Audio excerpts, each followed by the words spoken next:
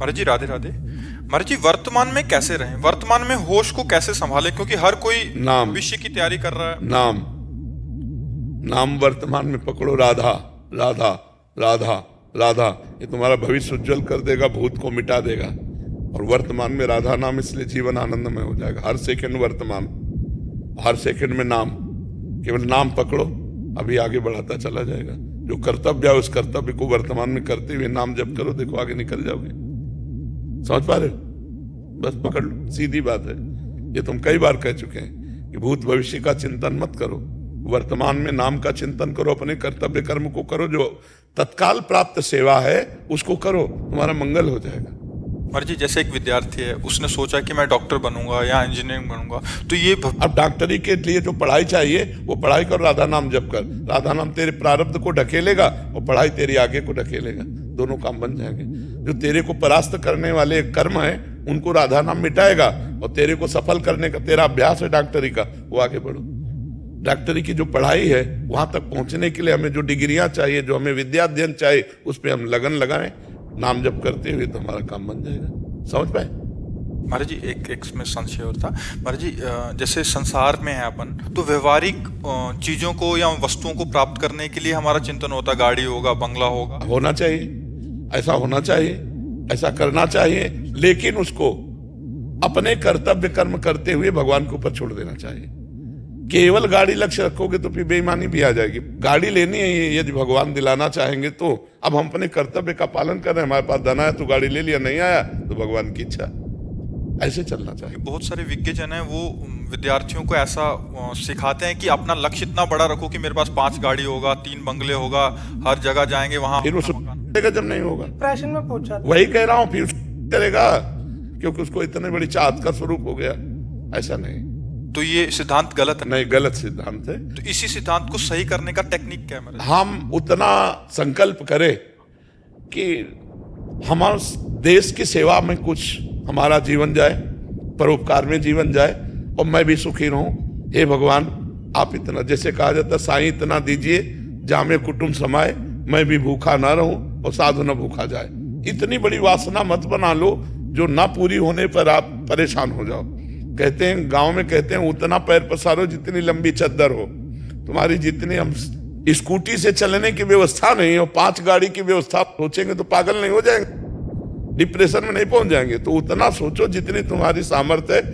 तो हमें अपनी सामर्थ्य के अनुसार सोच रखनी है। अगर हमें कोई कामना करनी तो आप स्वतंत्र कर सकते हो, लेकिन उसको भगवान के ऊपर छोड़ दो तो आप अच्छे रहोगे। अब आप देख लेना, राधा राधा राधा, तो उनको जैसा लगेगा वो पूरी कर देंगे, तुम्हें चिंता नहीं करनी। ना पूरी हो तो भगवान जोई जोई प्यारो करे सोई में भावे, पूरी हो जाए तो जय, और ना पूरी हो तो जय, तो आप परेशान नहीं होगे। और ये होना ही चाहिए। जब ऐसे लोग संकल्प कर लेते तो गेम खेलने लगते हैं। कल एक आया था, वो मतलब मरणासन की स्थिति में, दिमाग की, हार गया सब गेम में। और वो एक एक घाटा होते होते, उधार लेते लेते वैसी स्थिति में आ गया कि मरणासन में है। तो ऐसा मत बढ़ो, जल्दी ज्यादा जलने की कोशिश करोगे तो फ्यूज हो जाओगे। नहीं तो बहुत सावधानी से चले। पर जो विज्ञजन किसी एक का उदाहरण दे देते हैं, उसके चक्कर में महाराज जी वो 99 भी साथ में नहीं, तो वो एक ऐसा प्रारब्ध लेके आया था। हमें चाहिए कि हम अपने सामर्थ्य के अनुसार सोचे, और सबसे ज्यादा सोच रखे दूसरों को सुख देने की, तो हम महान बन जाएंगे। हम दूसरों से सुख भोगने की चाहत करेंगे तो हम नीचे गिर जाएंगे। और अपनी सामर्थ्य के अनुसार कि हम कभी किसी भूखे को सहयोग कर सके, किसी बीमार को सहयोग कर सके, तो फिर हमारा प्रारब्ध बढ़ जाएगा, हमारे पुण्य बढ़ जाएंगे, और हम चाहेंगे वो काम हो जाएगा। अगर पुण्य नहीं है तो चाह से केवल पूर्ति होने वाली नहीं है। ये संसार है, सबकी चाहत ले पूर्ण होती है। संजना जी मध्य प्रदेश से। राधे राधे। राधे राधे महाराज जी। महाराज जी मध्य मार्ग पर चल के निर्वाण को पाया जा सकता है क्या? अगर हाँ तो मध्य मार्ग, शायद आप ग्रस्त मार्ग को कह रहे हैं। मध्य मार्ग मतलब परिवार।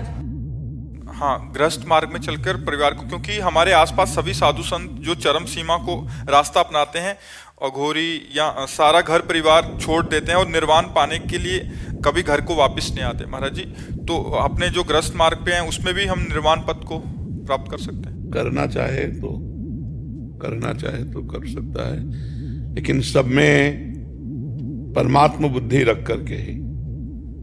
अगर पति पुत्र परिवार में राग है, मोह है, काम है, तो दुर्गति को प्राप्त होगा। अगर भगवत बुद्धि है सब में और द्वंद्वों से मुक्त होकर के निरंतर भगवान नाम जप करते हुए और अपना लक्ष्य निर्वाण पद रख ले तो प्राप्त हो जाएगा।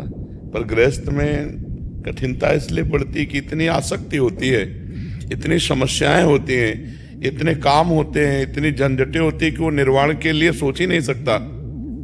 देखो, घर त्याग दे, परिवार त्याग दे, शरीर से तो प्रेम है, तो शरीर से प्रेम होना भी निर्वाण में बाधक है। जब शरीर का राग भी त्याग दे, तो चाहे गृहस्थ हो चाहे विरक्त हो, मार्ग दोनों है भगवत प्राप्ति के, पर चलने का तरीका आता हो। जैसे अपने पति को भगवान का रूप मानकर, सास ससुर परिवार को भगवान का रूप मानकर उनकी सेवा करें, नाम जप करें और अंदर से लक्ष्य रखें कि मुझे संसार में नहीं, मुझे भगवान में स्थित होना है, मुझे मोक्ष चाहना है, और खूब नाम जप करता जाए तो मुक्त हो जाएगा। कहीं राग नहीं होने पावे, कहीं आसक्ति नहीं होने पावे, कहीं कामना की चाह ना हो जाए पूर्ति की, तो निर्वाण पद। नहीं तो इतनी कामनाएं हैं कि गृह कारज नाना जंजाला, तेति दुर्गम शैल विशाला, यही सरावत अति कठिनाई, राम कृपा बिनुआई न जाई। भगवान के मार्ग में चलना बड़ा कठिन है, क्योंकि इतनी आसक्तियां, इतनी भोग वासनाएं, इतना चकाचौंध माया का है कि भगवान चाहिए ही नहीं। भगवान मुझे मिले ऐसा कौन चाहता है? गृहस्थी में बहुत कठिन तो है, बहुत कठिन। गृहस्थी में नहीं, विरक्ति में भी कठिन है। अब भोजन चाहिए, कपड़ा चाहिए, ये चाहिए, वो चाहिए, तो फिर भगवान कब चाहिए?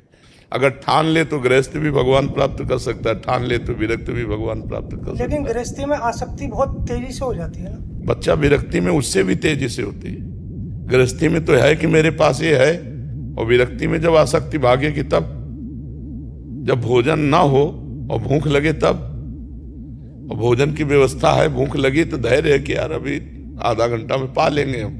तो गृहस्थ में भूख लगती है तो भोजन है, बाबा जी में जब भूख लगती तो भोजन की व्यवस्था नहीं है। तो क्या, जैसे विरक्ति मार्ग पर जब कोई साधक चलता है और नाम जप करता है, उस समय उसको जो काम वासना सताती है, भूख, सब सहना पड़ता है। हम भूख से उसी को ले रहे थे, हर इंद्रियों के भोग को। भगवान की तरफ रुचि भी कम हो जाती होगी। रुचि नहीं कम होती, पर आकर्षण जो माया का होता तो परेशान होता है। रुचि तो उसकी भगवान में हुई तभी तो विरक्त हुआ है, पर बीच में जैसे कोई रोक दे, ऐसे वो कामना आकर उसको रोकती है तो परेशान होता है, वो विचलित होता है, रोता है भगवान से, तब धीरे धीरे क्रॉस करते हुए आगे जाता है। हिम्मत टूटती है इस नहीं, क्योंकि भगवान का बल होता है, तो अखंड बल भगवान का, इसलिए हिम्मत नहीं टूटती। और अगर टूट जाए, निराशा आ जाए, हो ही नहीं सकती, टूट ही नहीं सकती। जो भगवान के भरोसे, उसकी निराशा नहीं हो सकता। वो जब गिरेगा तो डबल उठेगा। हम एक बार बक्सर के मामा जी नाम के एक संत थे जो पधार गए, तो उनके पास गए तो यही बात हमने शास्त्रीय शब्दों में पूछी कि जो भगवान का शरणागत है वो अगर गिरता है तो क्या पुनः उठ सकता है? वो क्या उसको परेशानी नहीं होती? तो उनका भगवान का शरणागत का मतलब होता है खिलाड़ी के हाथ का बाल। जब खिलाड़ी अपने बाल को नीचे पटकता है तो नीचे गिरने के लिए नहीं, ऊपर उठाने के लिए। नहीं मारता, ऐसे करके मारता है और लक्ष्य में पहुंच जाता। बहुत अच्छा लगा कि भगवान का शरणागत अगर कहीं झुकता भी है तो वो उस स्थिति से ऊपर उठ जाएगा, क्योंकि भगवान का है ना, वो ना निराश होगा, ना हताश होगा, ना टूटेगा, क्योंकि भगवान का शरणागत है।